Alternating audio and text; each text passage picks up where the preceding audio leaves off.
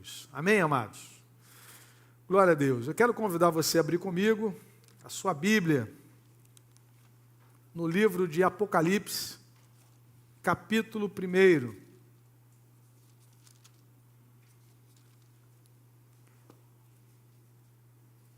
Apocalipse, capítulo 1. Nem vou perguntar se você já achou, né? Gênesis e Apocalipse a gente acha rápido, né? É o primeiro e o último. E eu quero então ler com os irmãos os versículos de 1 ao 9. Apocalipse, capítulo 1. Convido os irmãos a se colocarem em pé para essa leitura. Apocalipse, capítulo 1, versículos de 1 a 9.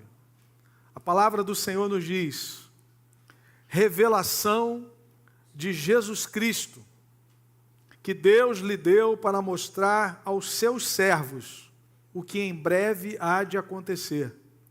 Ele enviou o seu anjo para torná-la conhecida ao seu servo João, que dá testemunho de tudo o que viu, isto é, a palavra de Deus e o testemunho de Jesus Cristo. Feliz aquele que lê as palavras desta profecia, e felizes aqueles que ouvem e guardam o que nela está escrito, porque o tempo está próximo. João, às 7 igrejas da província da Ásia, a vocês, graça e paz da parte daquele que é, que era e de que há de vir, dos 7 Espíritos que estão diante do seu trono, e de Jesus Cristo, que é a testemunha fiel, o primogênito dentre os mortos e o soberano dos reis da terra. Ele nos ama e nos libertou dos nossos pecados por meio do seu sangue e nos constituiu reino e sacerdotes para servir a seu Deus e Pai. A Ele sejam glória e poder para todos sempre. Amém.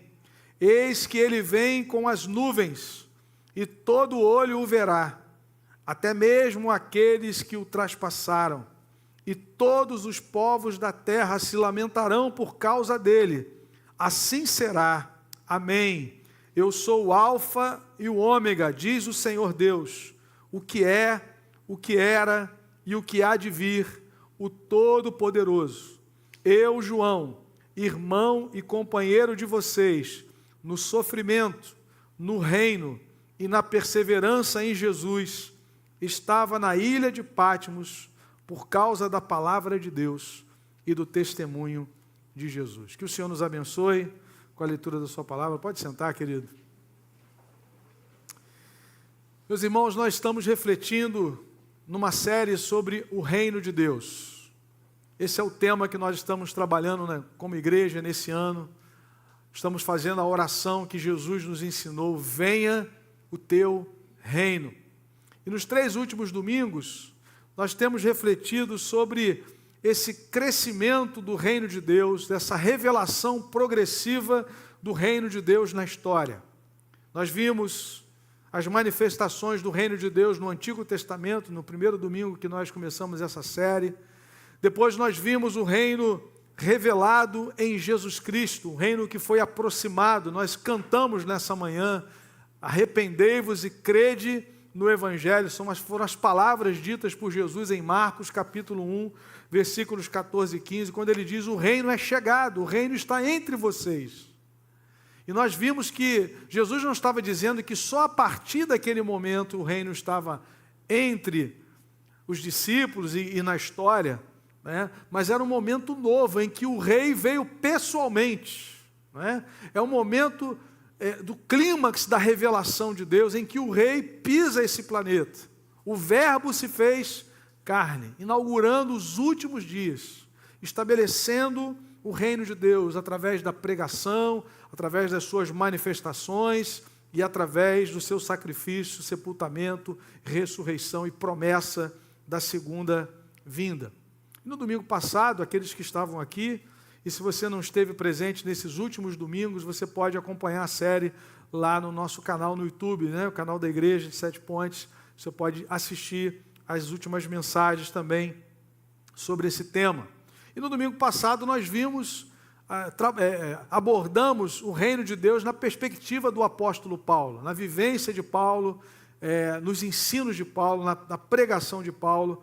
E nós vimos ali que quando Paulo pregava o evangelho, ele estava pregando o reino de Deus. É impossível falarmos de Jesus e não falarmos do reino de Deus, porque Jesus é o rei, é o centro do universo, Jesus é o centro da redenção e Jesus é o rei que governa sobre todas as coisas. E hoje, amados irmãos, nós queremos refletir sobre a perspectiva de João, o reino de Deus na experiência do apóstolo João, que não era diferente de nós. Se nós pararmos um pouquinho para nos lembrarmos de quem era João, era um homem como eu e você, pecador, não só pecador, mas acrescentando uma letra, ele era também pescador, né? Como o Ricardo, né? Só que João vivia da pesca, o Ricardo é só fim de semana, né? Não tem muita assiduidade, né? Então João foi alguém que não nasceu no reino de Deus como eu e você. Nós não nascemos no reino de Deus. Nós entramos na história, biologicamente, mas já nascemos no mundo desconectado de Deus. Herdamos uma natureza pecaminosa, e para nós entrarmos no reino de Deus, nós precisamos de uma experiência que nós vamos ver que João registra no seu evangelho. Foi o que aconteceu com ele. Ele era um pescador, estava num dia de trabalho com a sua equipe de trabalho, até que Jesus aparece. Quando Jesus aparece, algo novo acontece. Amém, querido? E João, junto de Pedro e dos seus companheiros, passaram uma noite toda, não apanharam absolutamente nada. E Jesus então pede autorização e usa um dos barcos ali e começa a pregar para a multidão. E depois Jesus manda eles voltarem para o mar. Já era cedo, o sol já batia sobre a água e aqueles homens eram pescadores experientes. A Bíblia diz que quando Jesus chegou ali, à beira do mar da Galileia, eles já estavam lavando as suas redes, ou seja, o trabalho já estava encerrado. Lavar as redes para um pescador significa agora a gente vai para casa, a gente vai descansar um pouco e nós vamos voltar no final do dia, já à noite, para a gente pescar de novo. E aí Jesus entra na história e diz para eles, lancem de novo a rede ao mar. E aí Pedro, o porta-voz ali daquela equipe, diz assim, Senhor, nós passamos a noite inteira e não apanhamos absolutamente nada. Ele está dizendo com essas palavras, Senhor, nós entendemos disso aqui. Nós entendemos de pesca, o horário não é apropriado. Mas Pedro diz algo mais, mas sob a tua palavra nós vamos lançar as redes.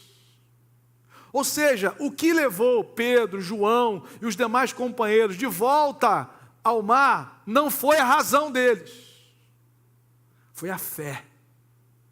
Uma fé cega, não, uma fé fundamentada na palavra de Jesus. A fé não é um salto no escuro.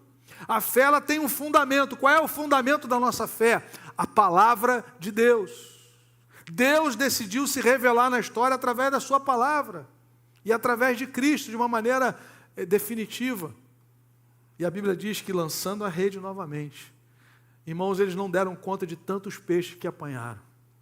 E aqueles homens então reconhece a grandeza de Deus. Pedro chega a dizer, Senhor, retira-te de mim que sou pescador. Mas João participa desse movimento e vê a glória de Deus. E ele ouve Jesus dizendo, agora vocês vão ser meus pescadores de homens, vinde após mim. Nós entramos no reino de Deus porque nós recebemos o convite do Senhor. Recebemos um convite que vem do céu, vinde após mim, de Jesus. Amados irmãos, muitas pessoas escutam esse convite. Mas há alguns que ouvem esse convite e que atendem esse convite. E João, então, ele é trazido para o reino de Deus. Como eu e você. A fé vem pelo ouvir e ouvir a palavra de Deus. Um dia o Espírito Santo trabalhou na minha e na sua vida. E nós escutamos a voz de Jesus nos tirando do império das trevas e nos trazendo para o seu reino. Para pertencermos a Ele, para o servirmos, para o adorarmos. Louvado seja Deus por isso. E essa foi a história de João. E com a consciência de que João experimentou a alegria de pertencer e de proclamar o reino de Deus, é que nós vamos fazer algumas considerações do apóstolo a respeito do reino, pelo menos 4 considerações. E é interessante percebermos que nos escritos de João, o reino de Deus aparece 14 vezes, 5 nos evangelhos, 5 no evangelho e 9 no Apocalipse. Apocalipse também foi escrito por João. Então vamos ver nessa manhã 4 considerações de João a respeito do reino de Deus. Em primeiro lugar, na perspectiva de João, na vivência de João, na experiência de João, o reino de Deus só é acessível aos que foram regenerados. João capítulo 3, versículos de 3 a 5. João teve o privilégio de registrar essas palavras num diálogo de Jesus com um religioso, com Nicodemos.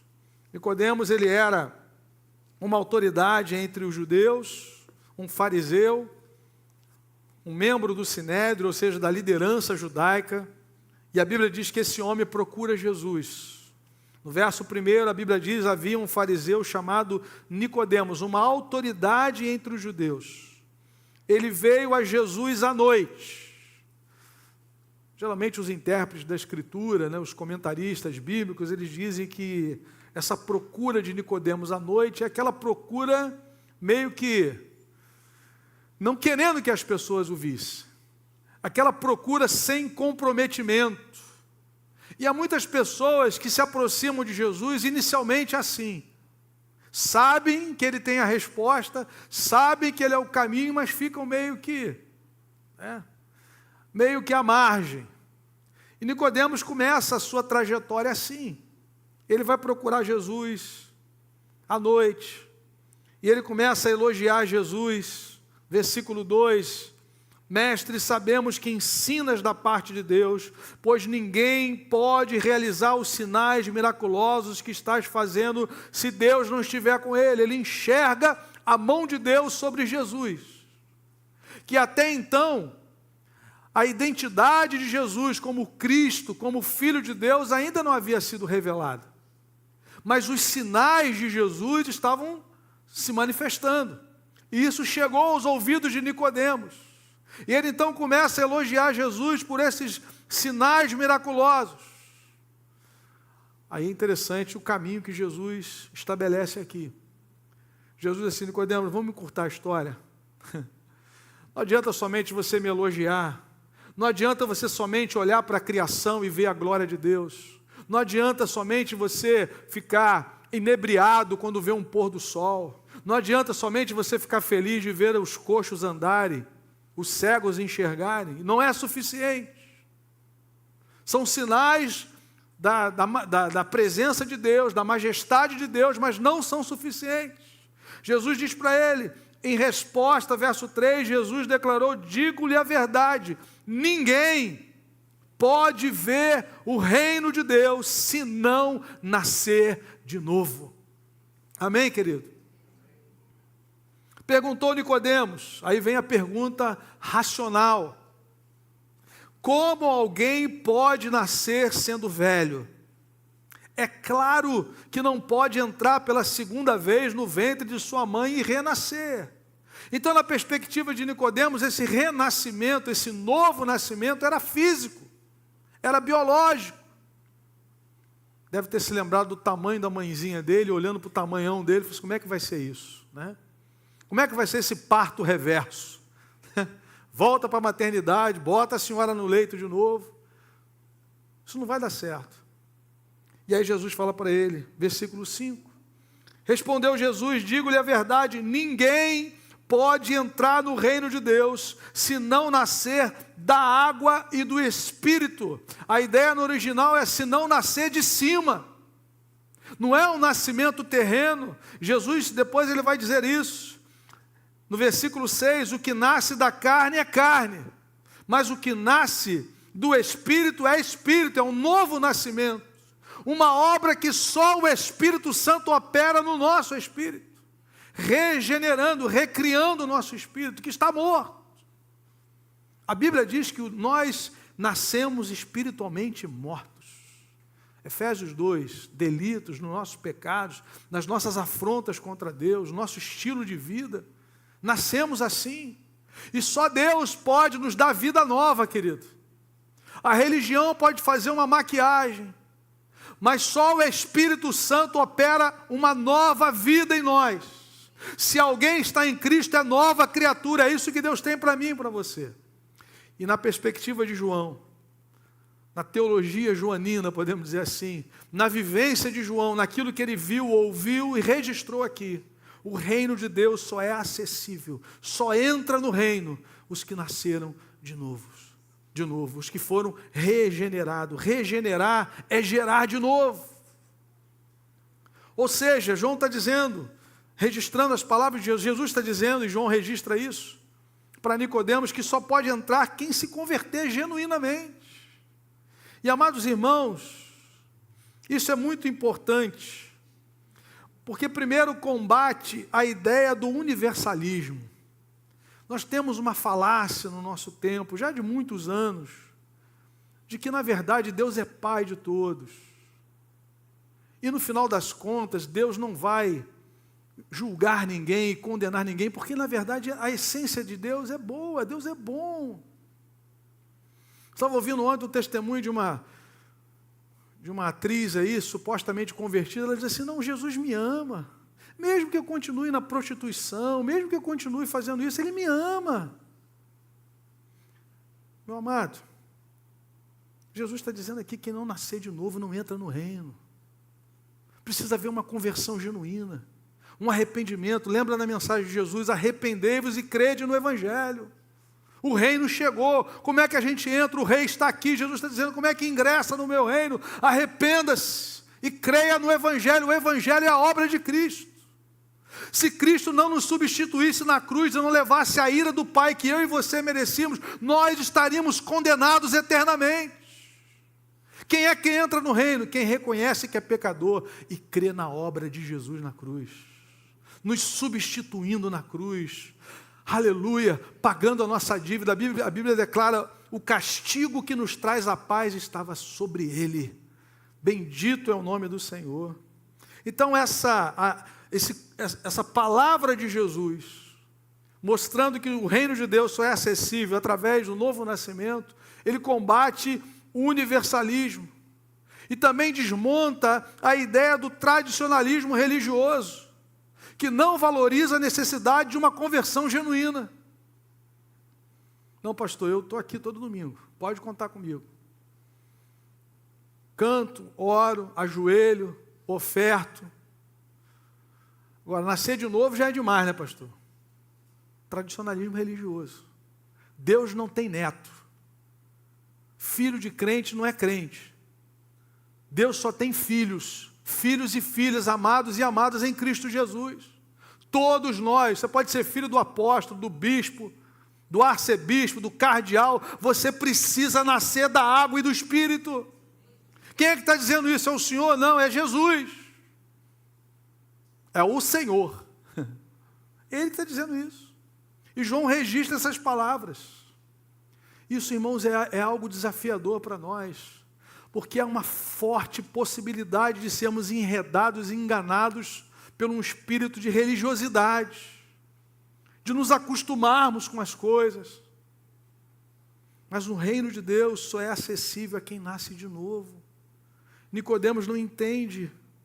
Jesus fala para ele, não se surpreenda, verso 7, não se surpreenda pelo fato de eu ter dito, é necessário que você nasça de novo. O vento sopra onde quer, você o escuta, mas não pode dizer de onde vem nem para onde vai. Assim acontece com todos os nascidos do Espírito. Os nascidos do Espírito. Jesus está dizendo, não tem como explicar isso. Quem passa por essa experiência sabe que a sua vida agora é nova. Sabe que agora você tem uma nova motivação para adorar e servir a Deus. Sabe que aquelas coisas que desagradam o coração de Deus agora já não fazem parte da sua vida. Você já não quer mais. Aquele estilo de vida de pecado, de desobediência, de rebelião. Um caminho autocentrado, né? Aquela vida de autodependência, não quer prestar contas a ninguém, acha que não vai prestar contas a Deus, isso tudo muda, porque agora há um Senhor na sua vida. o reino de Deus se estabelece no seu coração e Jesus Cristo se torna o centro da sua vida. Acabou a carreira solo, acabou o império pessoal, agora você quer buscar o reino de Deus. Isso é fruto de gente convertida a Cristo. Gente que começa a se incomodar com aquilo que está vivendo, se agrada ou não agrada a Deus. Gente que começa a orar para tomar decisões. Gente que vai à palavra para ver se a sua vida está alinhada com aquilo que a Escritura diz. Isso é fruto de conversão. Jesus diz, é porque agora nasceu de novo e entrou no reino de Deus, está debaixo do governo de Deus. A sua casa agora está debaixo do governo de Deus, a sua vida, o seu coração, as suas finanças, a maneira como você cria os seus filhos, a maneira como você lida com o sexo oposto, a maneira como você fecha negócio, a maneira como você lida com o seu trabalho, tudo isso agora é para a glória de Deus. Amém, meu amado? Louvado seja o nome do Senhor. Então a primeira consideração que eu gostaria de deixar nessa manhã é exatamente essa. O registro de João, no diálogo de Jesus, dizendo que é impossível, ninguém pode. Se você fizer um estudo profundo dessas palavras, o que significa ninguém? Como diz o pastor Ziel Machado, no grego profundo, ninguém aqui é ninguém mesmo. É ninguém. Mas nem aquela pessoa que você olha assim e diz assim, olha, essa pessoa aos meus olhos é impecável. Até essa pessoa. Ninguém pode entrar no reino de Deus se não nascer de novo. Ninguém vem ao Pai senão por mim, diz Jesus. Em segundo lugar, João também nos mostra que o reino de Deus não é estabelecido na história com as armas deste mundo. Olha comigo João capítulo 18, o verso de número 36. João registra essa conversa de Jesus com Pilatos. João 18, verso 36, a Escritura diz assim, disse Jesus, o meu reino não é deste mundo.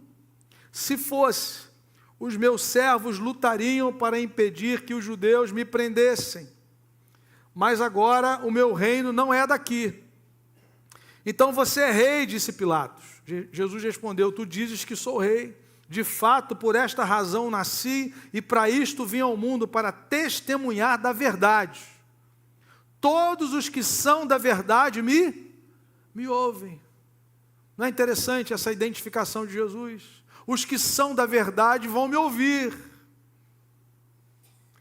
E, irmãos, quando Jesus afirma que o seu reino não era desse mundo, ele estava afirmando que o reino de Deus não se estabelece com as armas desse mundo. E esse era um momento decisivo, porque Jesus caminhava para a crucificação, para o clímax do seu ministério. Ele veio para buscar e salvar o que se havia perdido.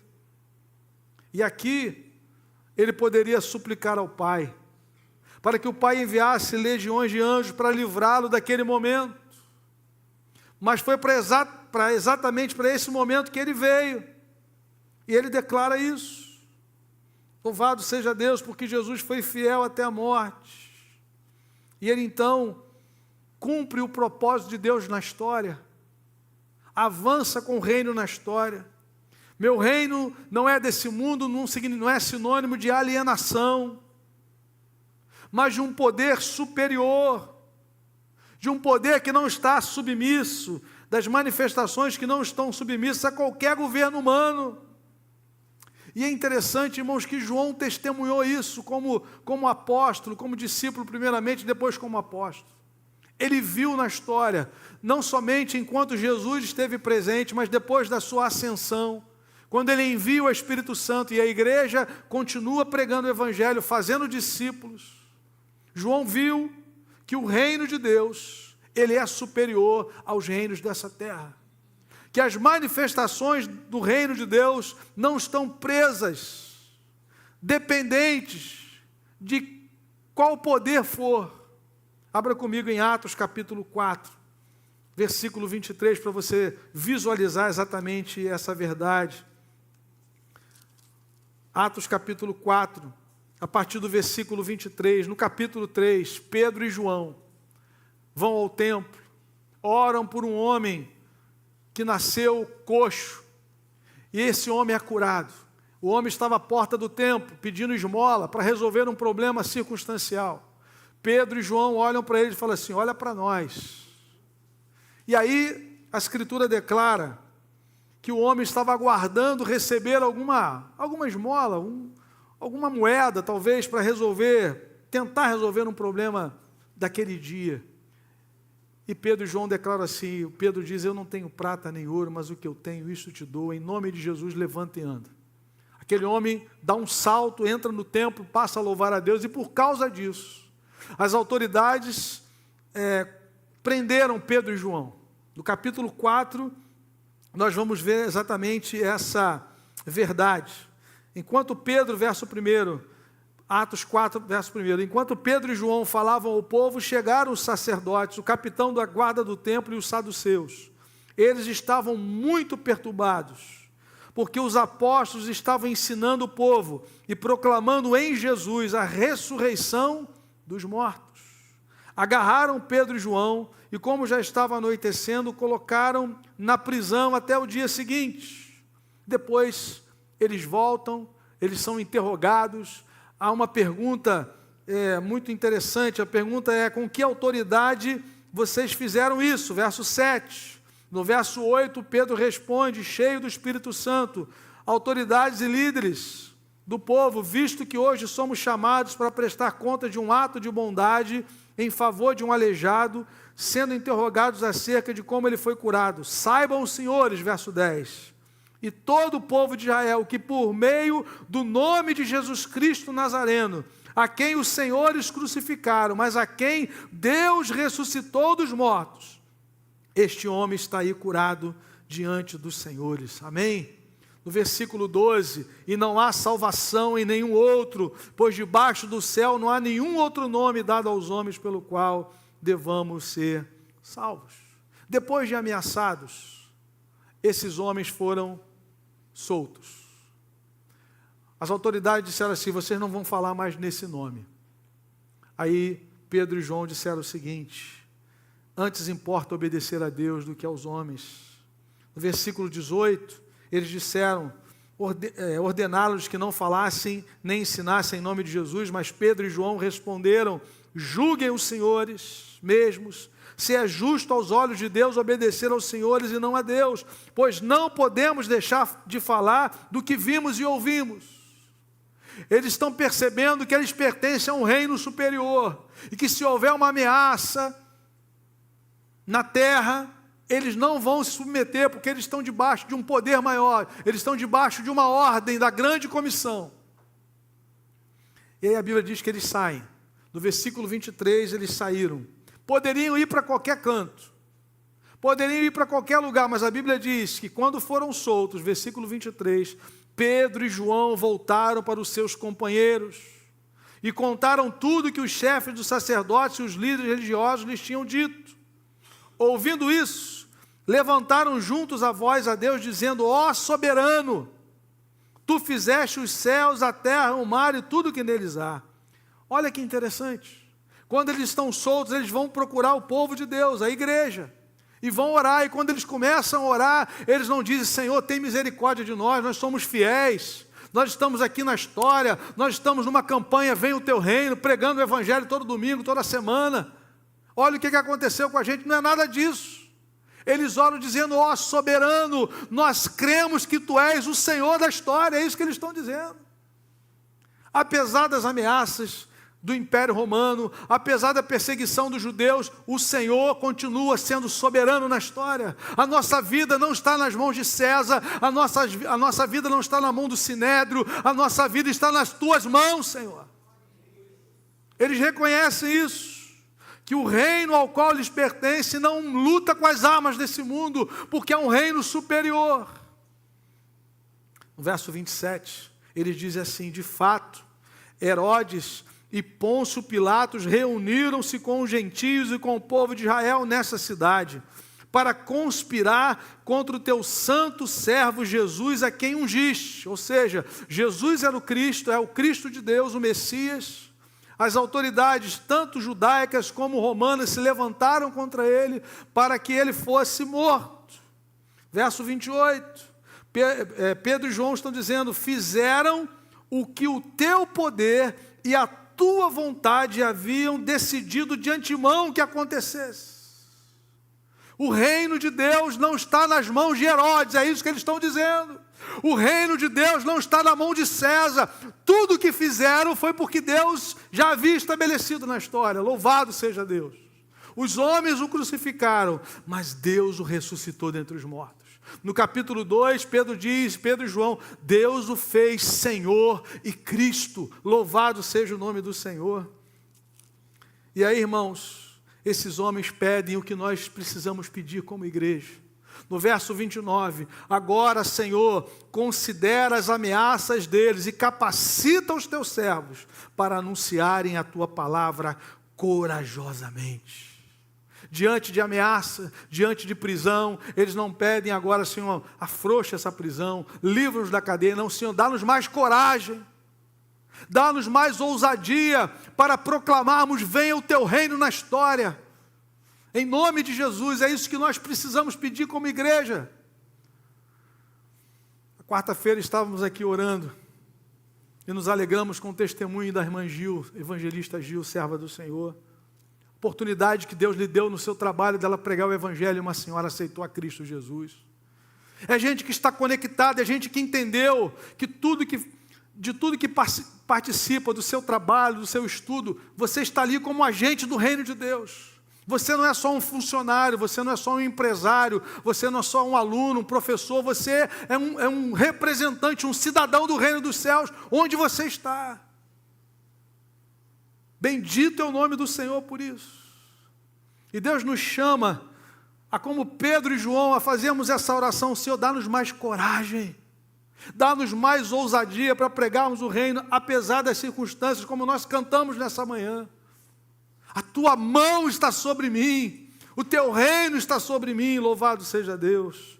Eles continuam, verso 30, estende a tua mão para curar e realizar sinais e maravilhas por meio do nome do teu santo servo Jesus. Esse pessoal não está atrás de glória para si, não quer que a placa da igreja apareça, não tem foto do pastor na entrada, eles querem que o reino de Deus venha, eles querem que o evangelho cresça, que vidas sejam livres.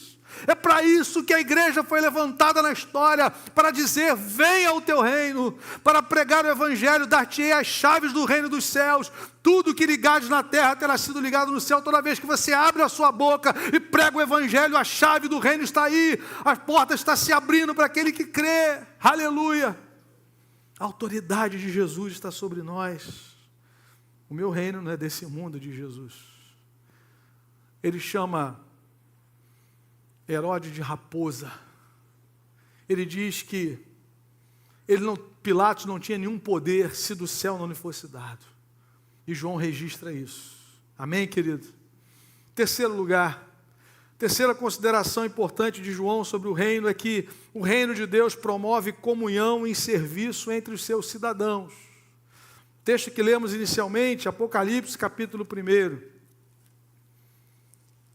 Algumas pessoas ficam meio que até tensas quando vão ler o Apocalipse, preocupados com o que vão encontrar ali. Mas logo no primeiro versículo é para a gente sossegar o coração, porque o texto diz assim: revelação de Jesus Cristo. Como em toda a Bíblia, acontece também no livro do Apocalipse, o centro é Jesus Cristo. O governo dele, a obra dele, o reinado dele. E João aqui, nessas primeiras palavras, nessas palavras de introdução, ele apresenta a Cristo. E como é que Cristo é apresentado nessa passagem, no verso 5 em diante? E de Jesus Cristo, que é a testemunha fiel, o primogênito dentre os mortos. João está dizendo o seguinte: olha, muitas pessoas vão ressuscitar na história. Os que creem em Jesus Cristo, como Paulo diz em 1 Coríntios 15, mas Jesus é o primogênito, o primeiro a vencer a morte. Ele morreu, ele ressuscitou, ele nunca mais vai morrer. Louvado seja Deus, ele é vitorioso, ele é o primogênito dos mortos, ele é o soberano dos reis da terra, aleluia. João está na ilha de Patmos, João está ali por causa da perseguição por conta do evangelho. João está debaixo, entre aspas, do poder do Império Romano, mas a revelação que ele recebe é de que Jesus Cristo é o soberano dos reis da terra, aleluia. Se todas essas reuniões desses poderosos desse tempo te assustam, meu irmão, tudo aquilo que está sendo traçado para essa hora final, lembre-se de que o Senhor a quem você serve é o soberano dos reis da terra. Pastor, e o anticristo? O anticristo, a Bíblia diz que Jesus com o sopro da sua boca o destruirá. Jesus não vai gastar nem saliva com ele, é só soprar. Ele é o soberano dos reis da terra. Amém? E o que ele fez conosco? João está dizendo, ele nos ama. Mas como é que eu sei que ele me ama? Olha o versículo 5, como é que continua aí? Ele nos ama e nos libertou dos nossos pecados por meio do seu sangue. Sabe qual é a maior prova de Jesus, que Jesus ama você? Ele te libertou dos seus pecados. Ele te perdoou, Ele te garante vida eterna. Se você crê nele, você vai receber vida eterna, perdão. Essa é a maior prova do amor de Deus por você. Louvado seja Deus. E ao nos libertar, João diz, Ele nos constituiu reino e sacerdotes para servir. Nós estamos na história como reino e sacerdote para servir a Deus. Bendito é o nome do Senhor. E João então, no versículo 9, ele chama os seus companheiros de sofrimento, companheiros no reino e na perseverança. Verso 9, eu, João, irmão e companheiro de vocês, no sofrimento, no reino e na perseverança em Jesus. O reino de Deus promove comunhão e serviço entre os seus cidadãos. Nós precisamos entender isso, que o reino de Deus tem na igreja o seu sinal mais visível.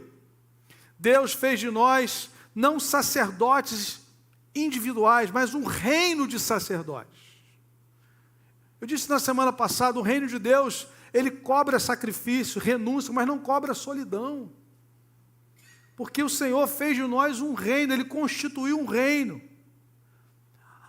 A linguagem bíblica, quando se refere à igreja, é uma linguagem coletiva, comunitária. Ela é o corpo de Cristo. Ela é o edifício de Deus, lavoura de Deus. Ela é a noiva do Cordeiro. Todas as figuras tratam de coletividade. João, então, olha para aqueles irmãos e diz assim, vocês são meus companheiros. A palavra companheiro significa aquele que come pão junto, aquele que caminha junto. Comunhão é participar da mesma graça. Essa é a ideia. E graças a Deus, que nós, irmãos, estamos servindo a Deus aqui, mas não isoladamente, individualmente. Nós somos uma comunidade de serviço, uma comunidade de adoração. A igreja, ela não é o reino, mas ela é do reino. Algumas pessoas confundem a igreja com o reino. A igreja é uma agência do reino de Deus, mas ela não é o reino. E algumas pessoas acham que a sua igreja é o reino. Se a igreja for o reino, nós vamos viver em função dela. A igreja é a única comunidade que existe não para si mesma. A igreja existe para os de fora. O teólogo alemão Dietrich Bonhoeffer falou isso. A igreja só é igreja quando ela existe para os de fora. Nós aqui oramos, consagramos a nossa vida, nos colocamos nas mãos de Deus para servir aqueles que ainda não conhecem o Evangelho. Por quê? Porque um dia fizeram isso conosco. De graça recebeste, de graça dai. Então nós fomos chamados para servir a Deus na história à medida que servimos as pessoas. À medida que pregamos o Evangelho, à medida que apontamos o caminho do reino de Deus. Então ela não existe na história para se autopromover, mas para ser um sinal visível do reino de Deus. Ela foi estabelecida para proclamar e vivenciar o poder e a graça que nós recebemos ao pertencermos ao reino de Deus. Por isso que a oração da igreja é: venha o teu reino. Nós não estamos pedindo ao Deus, Senhor, que a nossa igreja seja famosa, que a igreja local seja conhecida nos 4 cantos, não, que o teu reino venha, que o evangelho cresça, que vidas sejam libertas para a glória e honra do Senhor Jesus Cristo. Amém, irmãos? É bonito João, com toda a vivência dele, com toda a experiência de alguém que andou com Jesus, chamar aqueles irmãos de meus companheiros, companheiros de sofrimento, companheiro no reino e na perseverança. Amém, meu irmão? Você não está sozinho, você não está sozinha. O trabalho que o Senhor entregou para nós não é para ser feito individualmente, mas nós precisamos nos unir em Cristo. Uma igreja em comunhão, uma igreja em unidade é uma igreja poderosa nas mãos de Deus para cumprir os propósitos do Senhor em nome de Jesus. Em quarto e último lugar, na perspectiva de João, o reino de Deus se tornará absoluto quando o mal for extirpado da história. Apocalipse, capítulo 12, versículo 10. A palavra do Senhor diz assim: então ouvi uma forte voz dos céus que dizia: agora veio a salvação, o poder e o reino do nosso Deus e a autoridade do seu Cristo, pois foi lançado para fora o acusador dos nossos irmãos, que os acusa diante do nosso Deus dia e noite. Eles o venceram pelo sangue do Cordeiro e pela palavra do testemunho que deram diante da morte, não amaram a própria vida. Amados irmãos, quase que em todas as mensagens nós chegamos nesse ponto aqui. O reino de Deus já está presente na história, mas ainda não está consumado. É o agora, é o já e ainda não. Né? Essa tensão que nós vivemos. O reino já está presente. Jesus veio anunciar isso. O reino de Deus é chegado. O reino se manifestou em toda a história e continua presente, mas não consumado ainda. Então, é por isso que nós estamos trabalhando ainda como igreja. Porque quando o reino de Deus se consumar, não haverá mais evangelização, não haverá mais obra missionária, não haverá mais doente para a gente orar, né? Então esse é o tempo do serviço.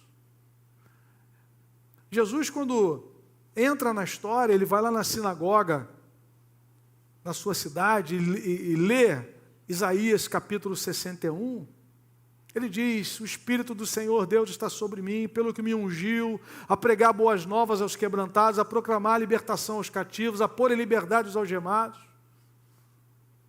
a anunciar o ano aceitável do Senhor. Parou ali. Se você ler o texto de Isaías, já tem mais uma frase: e o dia da vingança do nosso Deus. Jesus para, porque esse é o momento que nós estamos vivendo. O ano aceitável do Senhor. A igreja está pregando o evangelho, vidas estão sendo chamadas para fazerem parte daquela multidão que vai estar diante do Senhor. Homens e mulheres de toda a tribo, povo, língua e nação. É isso que Deus está fazendo hoje. E pela graça dele, ele nos chama a participarmos disso na história como igreja. Ele chama os seus escolhidos através da pregação do evangelho. É aqui que a gente entra. Pregando, testemunhando, lançando a semente. Qual semente vai prosperar? Essa ou aquela? Eclesiastes 11. Ninguém sabe. Então lança de manhã e lança à tarde de novo. A semente só não pode ficar guardada com você, porque Deus vai fazê-la prosperar. E aí quando alguém ouve o evangelho, crê em Jesus Cristo, nasce de novo, o Espírito Santo traz essa pessoa para o reino de Deus. É mais uma que vai estar naquela multidão, diante do Cordeiro para sempre. Então nós estamos caminhando para a consumação da história. Se você quiser ler um enredo bíblico, há pelo menos 4 palavras que definem o enredo bíblico: criação, queda, redenção e consumação. Nós estamos caminhando, a história caminha para a consumação. Quando Cristo virá para reinar para sempre. O mal vai ser extirpado definitivamente. E João fala algo muito poderoso na sua primeira carta, no capítulo 3, que vale a pena você ler e refletir. 1 João, capítulo 3, sobre algo poderoso que vai acontecer nessa consumação. Ele diz assim, 1 João, primeira carta de João, não o Evangelho, primeira carta, lá perto do Apocalipse, primeira carta de João, capítulo 3, versículo 1. Vejam como é grande o amor que o Pai nos concedeu, sermos chamados filhos de Deus, o que de fato somos. Por isso o mundo não nos conhece, porque não o conheceu. Amados, agora somos filhos de Deus, e ainda não se manifestou o que haveremos de ser. Veja, ele está falando do futuro. Mas sabemos que quando ele se manifestar, seremos semelhantes a ele, pois o veremos como ele é. Aleluia! Todo aquele que nele tem essa esperança purifica-se a si mesmo, assim como ele é puro. João está dizendo, olha, ele vai se manifestar. A história caminha para a sua consumação, e quando ele se manifestar, nós veremos a Jesus assim como ele é. Aleluia! E João diz, quem tem essa esperança, caminha um caminho de pureza. Todo que nele tem essa esperança, que esperança? De vê-lo como ele é. Purifica-se a si mesmo. O grande estímulo para vivermos uma vida pura é que veremos a Jesus face a face, aquele que é puro, em quem não há pecado, aquele que é santo, santo e santo. Então, amados, a história caminha para essa consumação, e não haverá nenhuma manifestação mais, nenhuma marca do mal na história. Bendito é o nome do Senhor. Apocalipse capítulo 11, versículo 15, a Escritura diz, o 7º anjo tocou a sua trombeta, e houve fortes vozes nos céus que diziam, o reino do mundo se tornou do nosso Senhor e do seu Cristo, e ele reinará para todo sempre. Louvado seja Deus. Meu amado, que privilégio, que promessa, haveremos de vê-lo como ele é. Hoje caminhamos com ele pela fé. Pedro diz assim, não o vendo ainda, mas já o amando. Mas nós vamos vê-lo face a face. Se você nasceu de novo, e você tem caminhado com Jesus na história, você vai desfrutar dessa consumação para a glória de Deus. Eu quero então caminhar para 3 aplicações, para encerrarmos nessa manhã. A primeira pergunta que eu não poderia deixar de fazer para você é, você já nasceu de novo? João capítulo 3, de 3 a 5, nós lemos essa passagem. Meu amado, essa resposta só você pode encontrar na presença de Deus. A pergunta não é se você é religioso, se você lê a Bíblia, se você dá oferta, se você faz visita. A pergunta é se você já nasceu de novo. Por que essa pergunta é importante? Porque Jesus diz que ninguém entra no reino de Deus a não ser que nasça de novo. Que tenha uma conversão genuína. O reino de Deus é chegado. O que a gente faz? Arrependam-se e creiam no Evangelho. É isso que a Escritura nos ensina. Não tem um atalho, não tem um atalho. Eu não posso fazer um plano de melhoria, né? A cada ano ir melhorando, vai melhorando, meu irmão. O que é nascido da carne é carne, o que é nascido do Espírito é Espírito. O Paul Washer diz que Deus tem mais trabalho na regeneração de um homem do que na criação do universo, porque a criação do universo, ele cria do nada, ex nihilo, do nada. Mas a conversão de um homem é a partir de uma massa falida, de um coração inclinado para o mal. E aí o Espírito Santo sopra na sua vida, e você se quebranta diante da cruz e diz, eu não posso entrar naquele céu se eu não passar por essa cruz. E aí você confessa a Cristo. A Bíblia diz que um dia todo joelho se dobrará e toda língua confessará diante de Deus que Jesus Cristo é Senhor. Mas o convertido já faz isso hoje. Ele já abandona a sua prepotência, ele já abandona o seu caminho de autossalvação e diz, é só pela cruz. E se humilha diante de Deus. Aliás, quando Jesus ensina sobre as bem-aventuranças, o padrão de felicidade do reino, a primeira delas é, bem-aventurados os humildes de espírito, porque deles é o reino dos céus. O reino dos céus é para os humildes de espírito, para homens e mulheres que se curvam diante da glória de Deus. e reconhece que só há um Salvador, um só Senhor, e o seu nome é Jesus Cristo. Pastor, eu fui criado na igreja. Eu não tive o mesmo privilégio que você. Mas sendo criado ou não criado, não muda nada. Se você ouvir a voz de Jesus e crer nele, você vai receber o perdão e a vida eterna. Amém, querido? Segunda aplicação, como cidadão do reino de Deus, você tem vivido a alegria da comunhão e os compromissos de perseverança do serviço e de sofrimento pelo reino.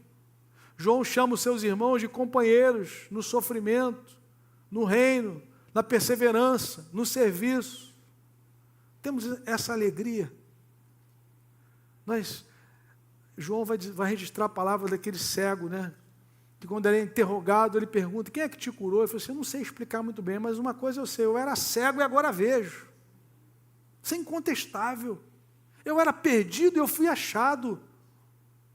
Irmão, se isso não move o nosso coração de alegria, de gratidão, de desejo de servir ao Senhor, nada mais vai fazer. De saber que você foi perdoado. Meu irmão, se tem uma coisa que atormenta uma vida, é a dívida.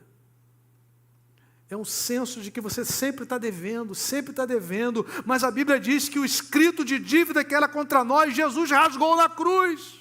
Os seus pecados estão perdoados, ele disse para a mulher pecadora, na casa de Simão e na cara de Simão. Um fariseuzaço, que não entendeu nada, a mulher chorando. Simão não ouve nada de agradável, porque ele não se quebranta. Mas Jesus disse para aquela mulher, filha, os teus pecados estão perdoados. É para você fazer um recorte disso, colocar lá na sua estante. Os teus pecados estão perdoados, louvado seja Deus. Nenhuma condenação há para aqueles que estão em Cristo Jesus. Quem tentará acusação contra os eleitos de Deus é Deus quem os justifica. Aleluia! Quem os condenará? Se é Cristo que morreu e ressuscitou, está à direita de Deus e também intercede por nós. Bendito seja Deus. E por último, querido, você crê que o reino de Deus se consumará, todo o mal será banido da história, e Deus enxugará dos seus olhos toda lágrima. Eu quero terminar lendo o Apocalipse, capítulo 21. A Bíblia diz, olha que promessa gloriosa. Apocalipse, verso 21, capítulo 21, verso 1. Então vi novos céus e nova terra, pois o primeiro céu e a primeira terra tinham passado, e o mar já não existia. Vi a cidade santa, Nova Jerusalém, que descia dos céus da parte de Deus, preparada como uma noiva adornada para o seu marido. Ouvi uma forte voz que vinha do trono e dizia, agora o tabernáculo de Deus está com os homens, com os quais ele viverá. Eles serão os seus povos, o próprio Deus estará com eles e será o seu Deus. Ele enxugará dos seus olhos toda lágrima. Não haverá mais morte, nem tristeza, nem choro, nem dor, pois a antiga ordem já passou. Aquele que estava sentado no trono disse, estou fazendo novas todas as coisas.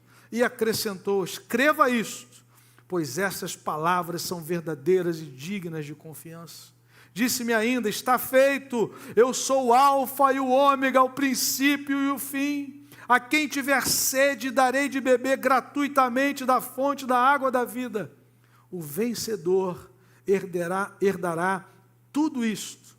Eu serei o seu Deus, e ele será o meu filho. Amém, querido? Há uma promessa de Deus. Ele vai enxugar todas as nossas lágrimas. Quando Cristo vier, será um dia glorioso para aqueles que receberam a Jesus. Será um dia terrível para aqueles que o rejeitaram. A Escritura não apresenta uma terceira opção. Ou Jesus, ou você recebe, ou você rejeita. Ou você adora, ou você rejeita. E nessa manhã Ele convida você para recebê-lo pela fé. Ele quer fazer algo novo, começar a acontecer hoje na sua vida. Creia no Senhor Jesus e serás salvo tu e a tua casa. Curva a sua cabeça, feche seus olhos. Eu quero orar com você nessa manhã.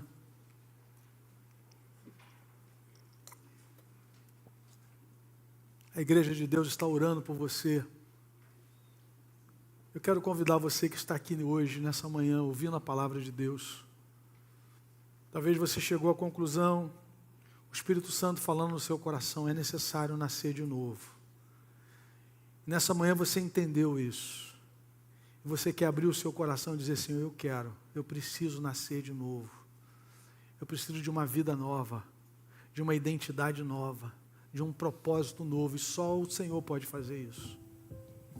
Isso acontece quando você reconhece que é pecador e crê em Jesus, entrega a sua vida para Ele, invoca o nome dEle. A Bíblia diz, todo aquele que invocar o nome do Senhor será salvo. A igreja está orando. Eu quero convidar você que está aqui, se nessa manhã o Espírito Santo falou ao seu coração, você reconhece a sua necessidade de conversão, de entregar a sua vida a Jesus, e gostaria de fazer isso, eu queria que você ficasse de pé.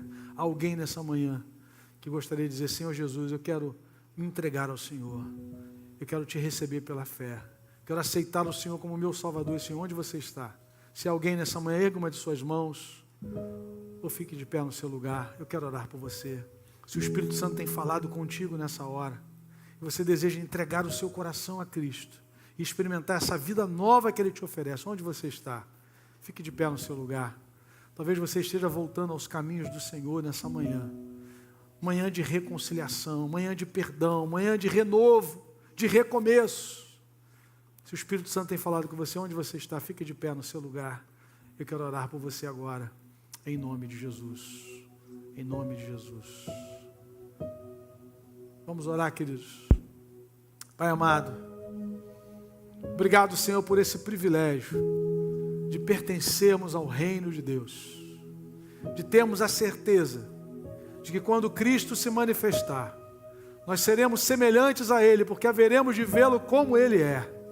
Bendito é o Teu nome, Senhor, pela certeza de que toda a lágrima dos nossos olhos, todas as nossas lágrimas serão enxutas, ó Deus, por causa da Tua bondade, por causa da Tua grandeza, da Tua fidelidade.